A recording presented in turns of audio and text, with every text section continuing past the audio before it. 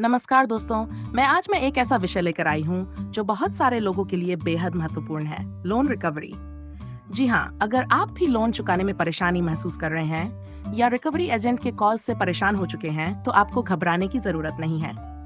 आज मैं आपको बताने वाली हूँ कि इन परिस्थितियों में आपके पास क्या ऑप्शन है और कैसे आप अपने अधिकारों का इस्तेमाल कर सकते हैं।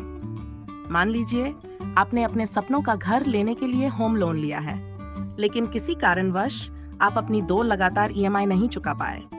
ऐसा अक्सर होता है, जॉब छूट जाना, किसी आपातकालीन खर्च की वजह से पैसे की तंगी हो जाना। अब आपके मन में चिंता होगी कि बैंक आपसे लोन कैसे वसूलेगा और क्या आप पर कानूनी कार्रवाई होगी। बिल्कुल नहीं, आरबीआई के नियम आपके साथ हैं। बैंक सबसे पहले आपको रिमाइंडर भेजेगा। अगर 3 लगातार ईएमआई नहीं भरी गई तो आपको कानूनी नोटिस मिलेगा। लेकिन इसका मतलब ये नहीं कि आपकी संपत्ति सीधा छीन ली जाएगी। कल्पना कीजिए, आप अपने परिवार के साथ एक छोटा घर खरीदने का सपना देख रहे हैं और उस सपने को पूरा करने के लिए लोन लिया। लेकिन अचानक आपके पास मेडिकल इमरजेंसी आ गई, जिसकी वजह से आप ईएमआई भरने में चूक गए। ऐसे में बैंक आपको सीधे डिफॉल्टर घोषित कर देगा, लेकिन घबराने की जरूरत नहीं।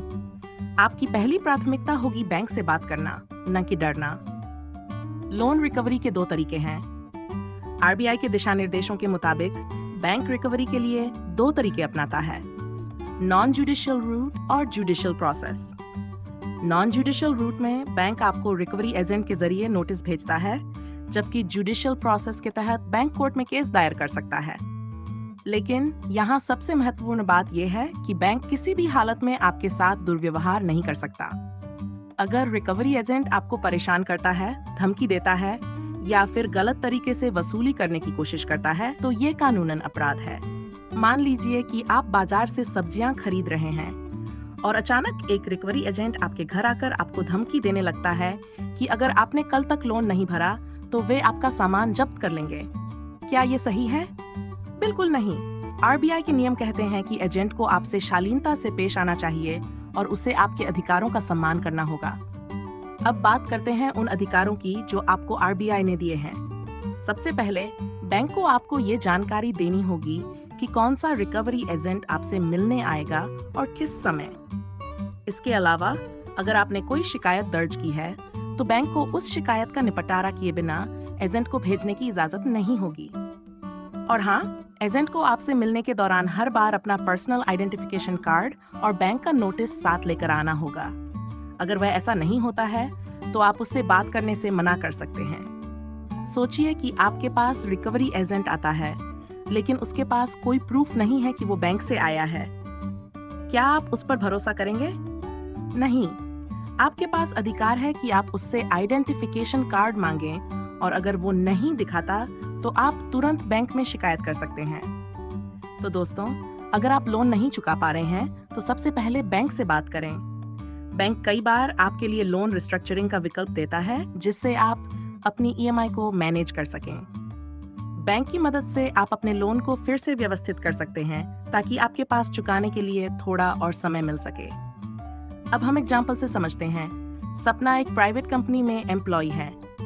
सब कुछ अच्छे से चल रहा था, लेकिन अचानक एक दिन बॉस से झगड़ा हुआ और सपना को नौकरी से निकाल दिया गया। उसकी सबसे बड़ी टेंशन अब नौकरी के साथ साथ लोन की ईएमआई चुकाने की है, जो उसने साल भर पहले लिया था। क्योंकि अब नौकरी चली गई है और वो अपने होम लोन की ईएमआई नहीं भर पा रही है। उसने बैंक से बात की और बैंक ने उसे एक नई रीपेमेंट स्कीम दी, जिससे उसकी आर्थिक स्थिति थोड़ी संभल सकी। इस तरह, बिना किसी कानूनी जट में फंसे, उसने अपनी ईएमआई भरना फिर से शुरू किया। अब सबसे बड़ी बात, कब और कैसे आप आरबीआई के नियमों का सहारा ले सकते हैं? अगर रिकवरी एजेंट आपको सुबह 7 बजे से पहले या रात 7 बजे के बाद कॉल करता है, तो वो नियम का उल्लंघन कर रहा है। आप तुरंत बैंक या पुलिस में इसकी शिकायत कर सकते हैं। इसके अलावा, अगर कोई एजेंट आपको धमकी देता है या डराने की कोशिश करता है, तो सुप्रीम कोर्ट ने इसे अपराध माना है।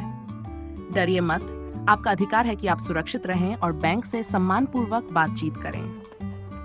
दोस्तों, आज का वीडियो यहीं खत्म होता है। उम्मीद करती हूँ कि अब आपको लोन रिकवरी की प्रक्रिया, आरबीआई के नए नियम और आपके अधिकारों के बारे में सारी जानकारी मिल गई होगी। अगर आपके पास कोई सवाल है, तो नीचे कमेंट सेक्शन में पूछें। इस वीडियो को लाइक और शेयर जरूर करें ताकि और लोग भी अपने अधिकारों के बारे में जान सकें। और हाँ, चैनल को सब्सक्राइब करना मत भूलिएगा।